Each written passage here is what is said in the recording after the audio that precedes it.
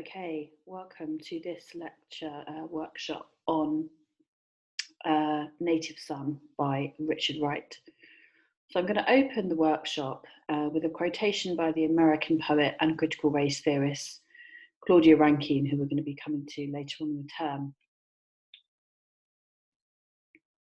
Oh, and first of all, just to say there are some trigger or content warnings in today's workshop, but also probably in your reading and in the seminar, including violence, racism, and violence against women.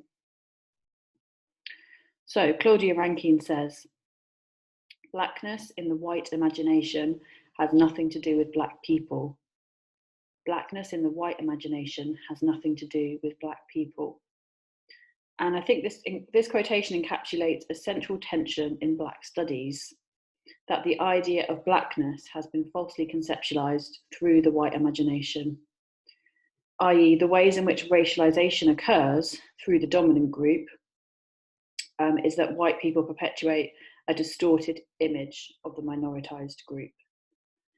So I'm opening with this quotation because I think you can trace the sort of origins of this idea back to Richard Wright's Native Son, in this kind of central tension between what it means to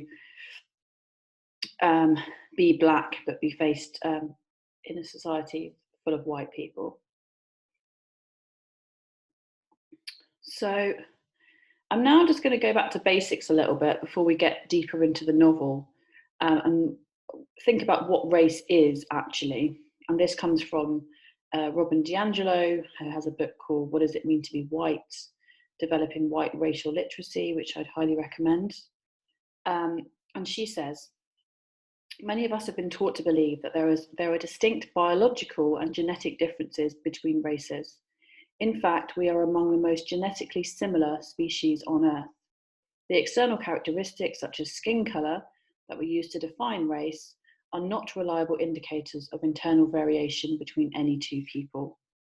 So, put very simply then, there is no such thing as biological race. That simply doesn't exist. So, if there's no such thing as biological race, then we can understand race as a social construction. So while race has no biological foundation, as a social idea, it has very real and profound consequences, as we all know. So race, like gender, is socially constructed. And we can think about the ways that race is socially constructed within the novel, because the novel is very much explicitly about how society has conditioned Bigger into this kind of role. And just another quotation here from Ta-Nehisi Coates, who has a book called Between the World and Me. And he says, race is the child of racism, not the father. Race is the child of racism, not the father. I.e., racism existed first, and that then created an idea of what race was. So if you want to oppress a bunch of people, then you create an idea called racial hierarchy, and that is what then informs what you understand to be race after the fact. The process of naming the people has never been a matter of genealogy and physiognomy, so much as one of hierarchy. Difference in hue and hair is old, but the belief in the preeminence of hue and hair, the notion that these factors can correctly organise a society, this is a new idea that at the heart of these new people who have been brought up hopelessly, tragically, deceitfully to believe they are white. So you can see here the emphasis coming back upon white people as the perpetuators of this kind of false understanding and false creation of what race is.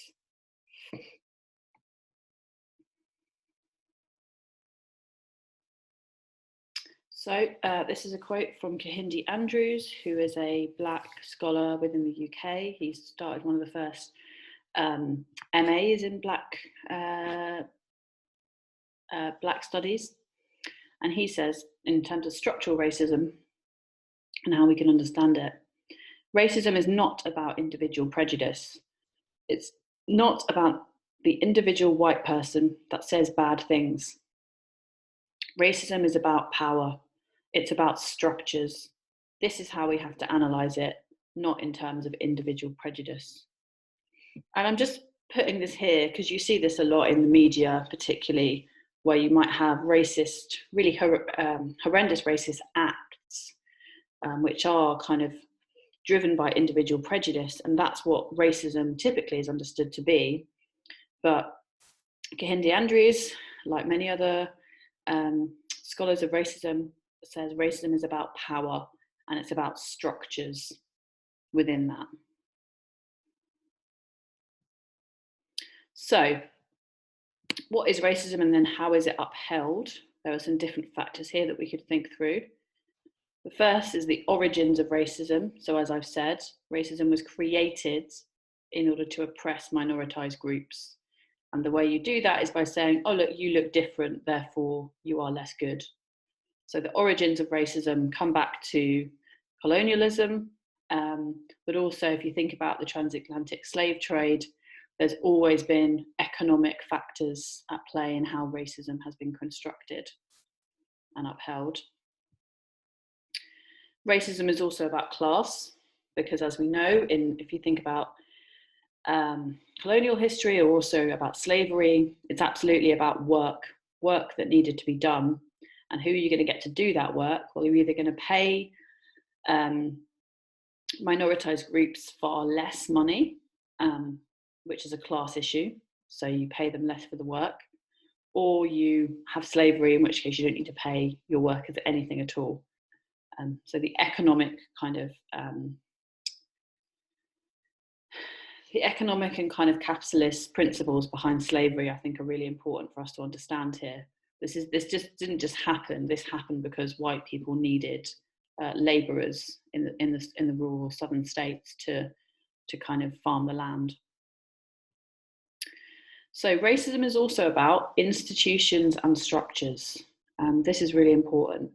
So institutions of racism we might understand to be things like the education system. That's an institution which perpetuates kind of racism, doesn't challenge racism. The criminal justice system, as we know, particularly with Black Lives Matter recently, that is an institution of racism. So it does not prevent racism. In fact, it often perpetuates racism.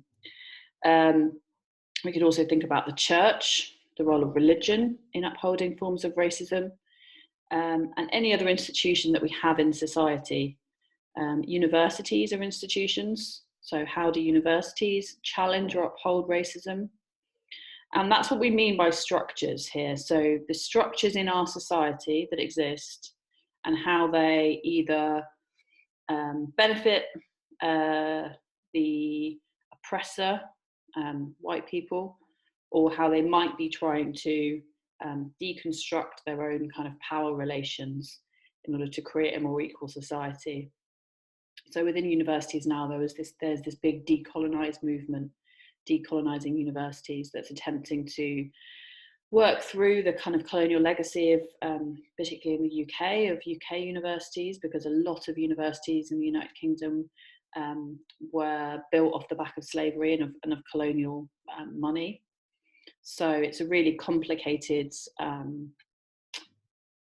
set of structures and power relations that need to be worked through, but that is something that is kind of ongoing at the moment. Okay, so what is racism and how is it upheld? We've also got ideology, which is just how the masses in society get trained to think through ideas like racism or like sexism or class. So what is the basis for your thinking and how have you been shaped in that thinking? So, for example, there's a kind of ideology in America, which is about individualism, and it's about kind of working hard, the American dream. If you work hard as an individual, then you will be able to have kind of class mobility, so you'll be able to go up the ladder. You know, if you work really hard, that's what you can do. You can go up the ladder if you're successful enough. And what that kind of liberal individualist ideology does is it doesn't understand or it doesn't recognise those other structures of racism that exist. So if you're like bigger and you're a young black man living in the kind of ghettos of Chicago, well, it's going to be very hard for you to climb that ladder. And as we know, it still is very difficult. And while a handful of individuals might be able to do that, it's almost as if in that case, the exception proves the rule. Because if you're one person who can do it, but there's thousands of other people who weren't able to, then clearly there's something kind of wrong there in terms of the way the structures are working. So that's not a kind of form of equality.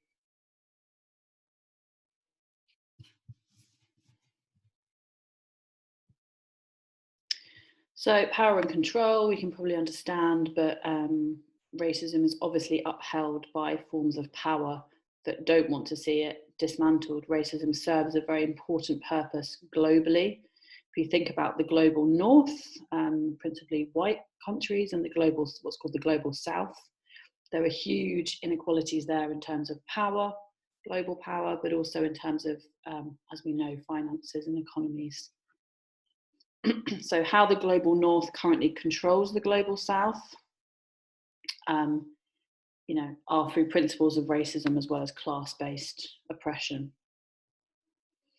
Okay, so I'm also going to just introduce you to critical race theory in this workshop. So critical race theory promotes the view that race, as a socially constructed concept, functions as a means to maintain the interests of the white population that constructed it. So that's the kind of premise here, is that race continues to work because it's in the interest of white people that racism exists. So according to critical race theory, racial inequality emerges from the social, economic, and legal differences that white people create between races to maintain elite white interests in labour markets and politics, and as such create the circumstances that give rise to poverty and criminality in minoritized communities. Through the intellectual origins of the movement, though the intellectual origins of the movement go back much further, the critical race theory movement officially recognized itself in July 1989. So critical race theory itself kind of only is really developing in the early 90s. But as you can see, a lot of the writers that we're looking at in this course are thinking through these same issues in a much earlier time. It just kind of hasn't got the label of critical race theory. But, I would argue that that Richard Wright is a critical race theorist because he understands how race intersects with social class, economic status, and politics. He's very much interested in all of those factors and how they shape life. So from its origins in US legal studies, so it's a legal term originally, critical race theory has grown to become one of the most important perspectives on racism in education internationally. Critical race theory offers an insightful and nuanced approach to understanding the processes that shape and sustain race inequality in society. So what you see now is critical race theory being applied to all different subjects. So it can be applied to legal studies, to sociology, to psychology, but also in our case, you can use critical race theory as a kind of underpinning for understanding literature and literary texts. It's really just a way of understanding what race is and how it's functioning in a text or in society.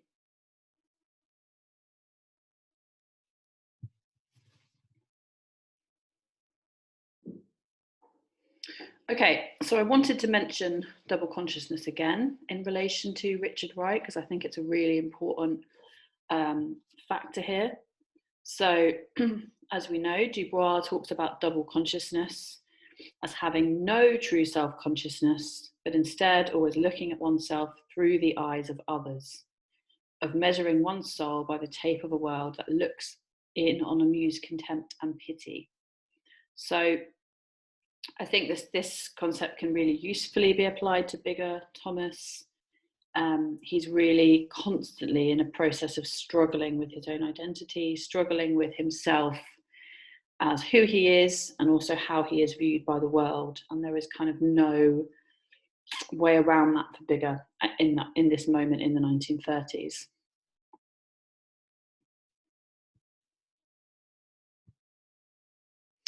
Okay, so I'm now moving on, going to talk about what internalized racism means. So we've talked about kind of external racism, so what are the external factors in culture and in society, how we can understand racism. Now I'm going to talk about internalized racism.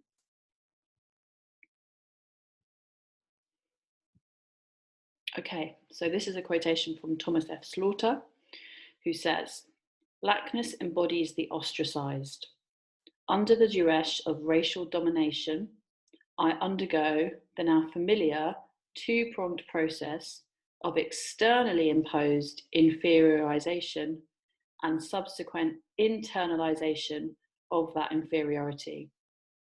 It is thus probable that in my routine state, I carry white hatred of me within me as my own property." So I'll just break this down for us a little bit.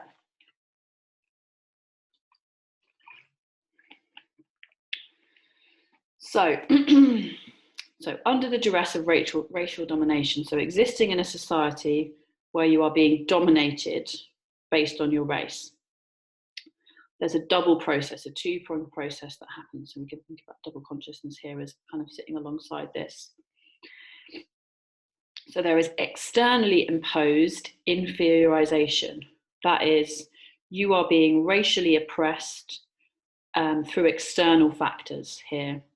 So externally, you're being told that as a Black person, you are inferior. That is an external pressure that is put on you constantly. And the subsequent, so after this external factor, the subsequent internalization of that inferiority. So what happens as a consequence of this external pressure is that internally, you internalize a sense of inferiority. This is the theory. So internalizing that inferiority that is being imposed on you. So this is why we call it internalized racism, because it's the racism that's coming from the outside and that somehow finds root internally and then is really difficult to deal with. And you know, a comparison might be, if you think about the kind of pressures that are put on women to fulfill certain kinds of stereotypes, like for example to be beautiful and to be thin. What happens a lot of the time is women then internalize that external pressure, and you see things like eating disorders and a sense in which you don't have a kind of control of the external things, they're all being fed inside. So that would be a comparison there.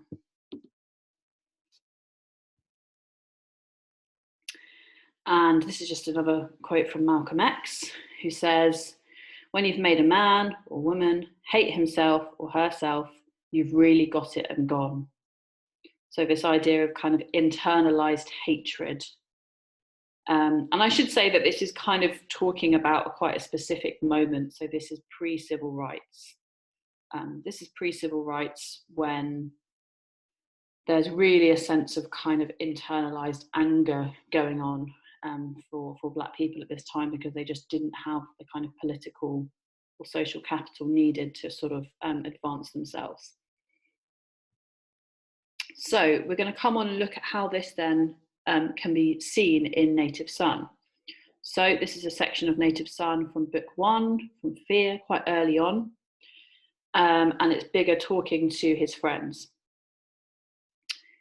"You know where the white folks live?" Bigger doubled his fist and struck his solar plexus. "Right down here in my stomach," he said. Gus looked at Bigger searchingly, then away as though ashamed. "Every time I think of them, I feel them," Bigger said. "Yeah, and in your chest and throat too," Gus said. "It's like fire, and sometimes you can't hardly breathe." Really powerful, that end bit with "I can't breathe." Hadn't noticed that before. Yeah, amazing. So what we can see here is the internalization of racism, quite literally internalizing it within the body. So where do the white folks live? They live inside me. So this external pressure becoming internalized. But also there's a really interesting kind of embodiment here of how it feels to be oppressed racially. So this isn't just something that you feel, but it's something that's very physical in your body, in the stomach, in the chest and throat.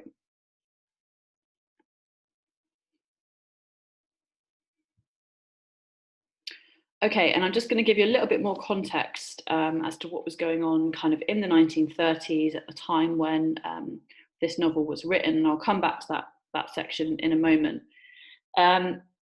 So this is Chicago. What you had at this kind of moment was the expansion of what's called the Black Belt. So this is as the city of Chicago is expanding with industrialization, with more jobs in the cities, people are migrating, the Great Migration we've talked about. But what you have is then you have certain areas that become white middle class areas, particularly in kind of downtown Chicago. And then you have the kind of surrounding kind of suburban and further out areas becoming what's known as the Black Belt. So that is areas where Black people live, where they could find accommodation and could find rent, even though the housing conditions were extremely poor. And you'll see in the novel the kinds of housing that people had in the 1930s in Chicago. And that's principally because the white middle class neighborhoods didn't allow Black people to rent. There was a real sense of segregation, so you could not find housing there, and you could only find housing within the Black Belt. And then just coming back to this idea of internalized racism, I thought this image by William Johnson from around 1944 is really interesting to think through. It's called Moon Over. It's Moon Over Harlem. And I think what you can see here are police officers or some form of kind of officials, being really actively violent against Black citizens here. But what's interesting is that the agents themselves, so the police officers or the officials, are themselves Black. So if we think here about internalized racism, that's one way that we can understand it is, how can even now Black people in the United States be part of a police force that is systematically racist?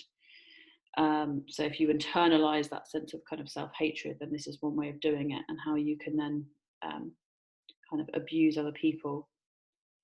So yeah, that's another kind of quite striking image, I thought, that kind of worked with what we're looking at today. Okay, and then to try and find a little bit of kind of sanctuary in all this difficulty, I'm using Sarah Ahmed here, who's a contemporary feminist critic and theorist, and she has a great blog called Feminist Killjoys. And I want to think about, she's talking here about the word no and about resistance. And I don't know if you picked up on this, but one of the most common words within the text is the word yes'm, yes. So Bigger is continually saying yes to the white people for nearly all of the first book. And again, in terms of internalized racism, how do we understand that sort of sense of showing willing, so saying yes all the time, and what does that do to your sense of self? So I want to read Sarah Ahmed's theory here, the theory of no, as a framework for understanding Bigger's resistance. And resistance is a bit of a tricky word, but there's a sense in which Bigger finally says no. So Sarah Ahmed theorizes: no, a short word, a snap, perhaps. No as negative speech, a complaint. No as a story of how someone comes to refuse what had previously been endured. Michael Foucault, in an oft-cited sentence, wrote, if there was no resistance, there would be no power relations. A less cited but equally important sentence follows, because it would just be a matter of obedience. Judith Butler, in an interview, described how when someone says no to power, They are saying no to a particular way of being formed by power. They are saying, I'm not going to be subjected in this way or by these means through which the state establishes its legitimacy. The critical position implies a certain no, a saying no as an I, and this then is a step in the formation of this I. So this is quite a complex section. I'll just unpick it a little bit for us. So there's an idea here that when you say no to power, you're saying no to the way you're being formed by power. So you are fighting against the way that power is seeing you, I suppose, as an individual. You're saying, no, that's not who I am. That is not how I exist. And by saying no to power in this way, you somehow become an I, and you create yourself almost through this act of saying no. Is a step in the formation of this I. So saying no is a really kind of strong, critical position that then create a sense of kind of selfhood in the face of kind of oppressive power. So no saying becomes formative. A subject comes from, rather than causing, a will to disobey. Disobedience is when you say no without being given the right to say no. A scandal, you come to be from refusing not to be or to be not. This is a very Ahmed way of saying things, but if you refuse not to be, you're refusing the position that you're being given, and you're refusing to be not, i.e. you're refusing your own sense of inexistence in the world. You are you're forming your own existence here. And, there's a really interesting kind of existential, philosophical way of understanding Bigger's transformation in the novel from the beginning to the end. And there was definitely a way in which towards the end of the novel, he's come to understand himself in a kind of existential way much more. And through his kind of acts of defiance, resistance, violence, you could say, he's able to kind of create himself and come to a sense of kind of moral or philosophical understanding of his own position. Okay, so for the first half of this workshop, your task is to close read this section, which I already read out, but it's a little bit longer, so do read the whole section. It's a couple of pages. It's from book 1, Fear. I hope you can find it. And yeah, we'll be looking at this in the seminar, so do just have a close read of it and look at the kind of language that's being used. Okay.